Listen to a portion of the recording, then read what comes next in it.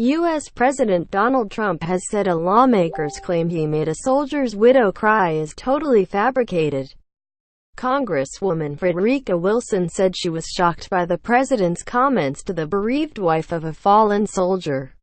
The Democratic lawmaker claimed he told the widow he knew what he was signing up for, but I guess it hurts anyway. Sgt La David Johnson was among 4 U.S. Special Service troops killed in Niger by Islamist militants this month. Mr. Trump has already been criticized for not contacting the families of the dead servicemen right after the fatal ambush on the 4th of October. The president tweeted on Wednesday morning, Democrat Congresswoman totally fabricated what I said to the wife of a soldier who died in action, and I have proof. Sad, Mr. Trump did not immediately provide the evidence. Ms. Wilson, who represents a Florida district, told CNN that the president's call was made shortly before Sgt Johnson's coffin arrived in Miami. This gentleman has a brain disorder, said the lawmaker, and he needs to be checked out, Ms. Wilson told WPLG, a Miami TV station. She heard the president's "so insensitive" remarks to the widow on speakerphone in a limousine. Yeah, President Trump said that, Ms. Wilson said. To me, that is something that you can say in a conversation, but you shouldn't say that to a grieving widow. And everyone knows when you go to war, you could possibly not come back alive.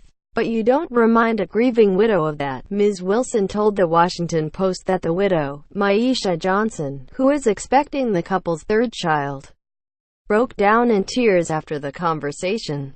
He made her cry, Ms. Wilson said. The Congresswoman told the newspaper that she wanted to grab the phone and curse him out. But an Army sergeant who was holding the handset would not let her speak to the president, she said. A White House official said Mr. Trump's conversations with the families of fallen servicemen were private. The full context of the conversation is not known.